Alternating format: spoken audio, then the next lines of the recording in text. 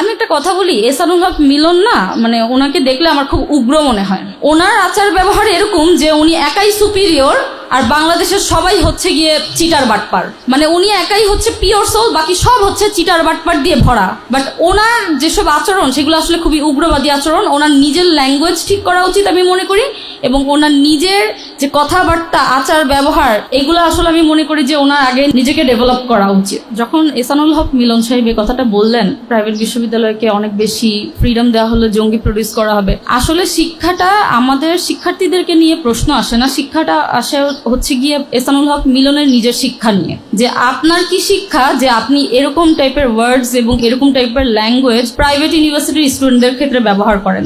Also private বিশ্ববিদ্যালয়ের টিচার্সদের কথা যদি আমি বলি, আপনাদের যদি পিএইচডি না থাকে প্রাইভেট ইউনিভার্সিটি কোনো টিচার্সদের, ওনারা প্রফেসর হতে পারবে না। এটা হচ্ছে গিয়ে মিনিমাম আমাদের ক্রাইটেরিয়া। তাহলে কি আপনি বলতে চাচ্ছেন যে প্রাইভেট বিশ্ববিদ্যালয়ের এত হাই র্যাঙ্কের ডিগ্রি অর্জন করে জঙ্গি টাইপের শিক্ষা দিবে, যারা আমাদের বাবা মা সমতুল্য, তারা জঙ্গি টাইপের আমাদেরকে প্রডিউস করতে তারা হেল্প করবে, এরকম কিছু কি আপনি বলতে চাচ্ছেন?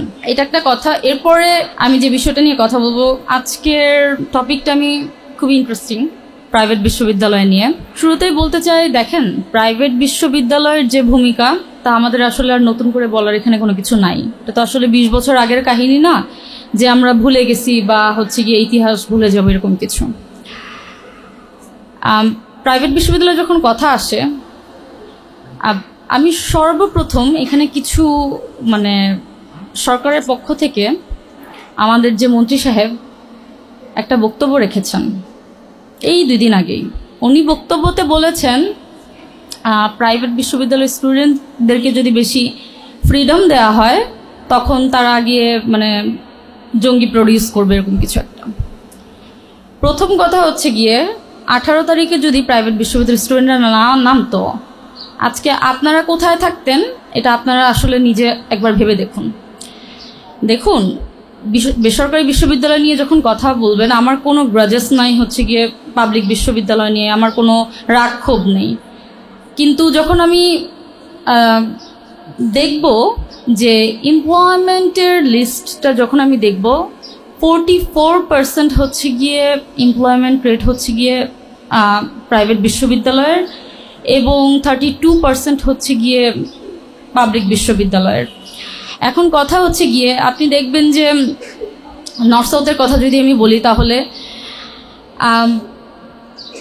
আমাদের যে আলামনাইরা, আমরা পাঠাও থেকে শুরু করে শেয়ার ট্রিক থেকে শুরু করে ট্রাক লাগবে থেকে শুরু করে যতগুলো মাল্টিন্যাশনাল কোম্পানিগুলো আছে সবগুলো হচ্ছে কি নর্থ সাউথের অ্যালামনাই দ্বারা হচ্ছে কি ফাউন্ডেড। এবং পরবর্তীতে যদি আমরা বলি আরও যে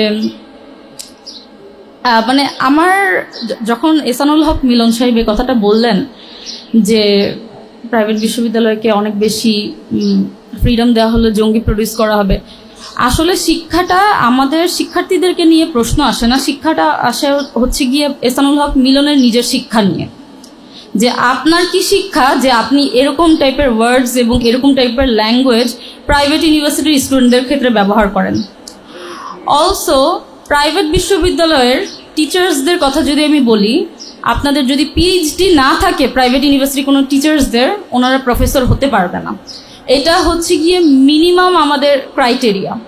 আর তাহলে কি আপনি বলতে চাচ্ছেন যে প্রাইভেট বিশ্ববিদ্যালয়ের এত হাই র্যাঙ্কের ডিগ্রি অর্জন করে তারা হচ্ছে গিয়ে মানে জঙ্গি টাইপের শিক্ষা দিবে, যারা আমাদের বাবা মা সমতুল্য, তারা জঙ্গি টাইপের মানে আমাদেরকে প্রডিউস করতে তারা হেল্প করবে, এরকম কিছু কি আপনি বলতে চাচ্ছেন?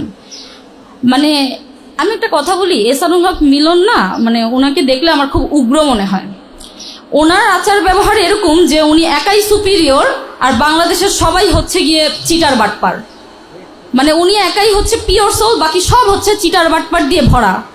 বাট ওনার যেসব আচরণ সেগুলো আসলে খুবই উগ্রবাদী আচরণ। ওনার নিজের ল্যাঙ্গুয়েজ ঠিক করা উচিত আমি মনে করি, এবং ওনার নিজের যে কথাবার্তা আচার ব্যবহার যে মানে এগুলো আসলে আমি মনে করি যে ওনার আগে নিজের মানে নিজেকে ডেভেলপ করা উচিত।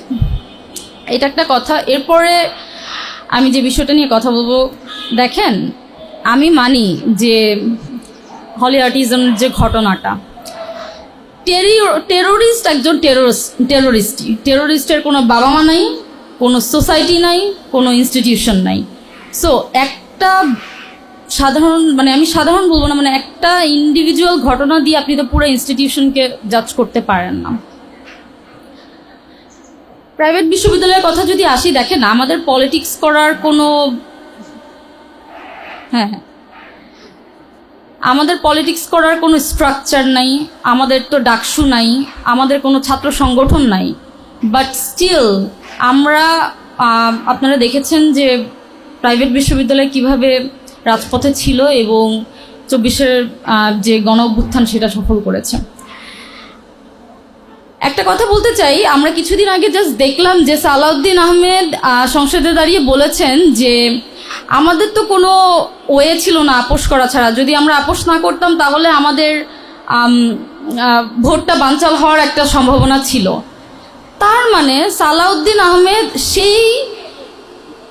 সেই সংসদে দাঁড়িয়ে তিনি এটা মেনে নিচ্ছেন যে ওনারা সারা বাংলাদেশের যে গণভোট এবং গণরায় এর মাধ্যমে যে এতগুলো মানুষ, প্রায় 68% থেকে 70% মানুষ হচ্ছে গণভোটের পক্ষে রায় দিল, এটা পুরাটাই ওনারা মেনে নিচ্ছেন না এবং জাতির সাথে তারা গাদ্দারি করেছেন। এটা তো খুবই ক্লিয়ার যখন সে সংসদে দাঁড়িয়ে বলবে যে আমরা ওই সময় আপোষ করেছিলাম কারণ আমাদের কাছে আর কোনো অপশন ছিল না। তার মানে আপনারা তখন হচ্ছে গিয়ে সে জিনিসটা মেনে নিয়েছিলেন কারণ আপনাদের নিজেদের স্বার্থের কারণে। এখন যখন আপনাদের স্বার্থ হাসিল হয়ে গিয়েছে, আপনারা যখন সরকারে বসেছেন, তখন আর আপনারা এতগুলো মানুষের গণরায় আপনারা মেনে নিচ্ছেন না। এটা আসলে প্রাইভেট বিশ্ববিদ্যালয়ের স্টুডেন্ট হয়ে আমার জন্য খুবই কষ্টকর যে আমরা একটা সিস্টেমেটিক চেঞ্জ, একটা কালচারাল চেঞ্জ আনার জন্য হচ্ছে আমরা রাজপথে গিয়েছিলাম। আমাদের কোনো কিছুরই দরকার ছিল না, আমাদের না কোনো স্বার্থ ছিল, না কোনো কিছু ছিল, কিন্তু আমাদের ভাই বোনদের যখন মেরে ফেলা হচ্ছিল আমরা এটা সহ্য না করতে পেরে আমরা রাজপথে ছিলাম। কিন্তু যখন আমি দেখি যে আমাদের পুরো জাতির সাথে গাদ্দারি করা হচ্ছে এবং তারা অন্য পক্ষকে বিভিন্ন কাদা ছোড়াছুড়ি করে তারা হচ্ছে কি অন্যদেরকে গাদ্দার বলে, যেখানে তারা নিজেরাই নিজেদের মানে বক্তব্যের মাধ্যমে নিজেদেরকে গাদ্দার উপস্থাপন করেছে।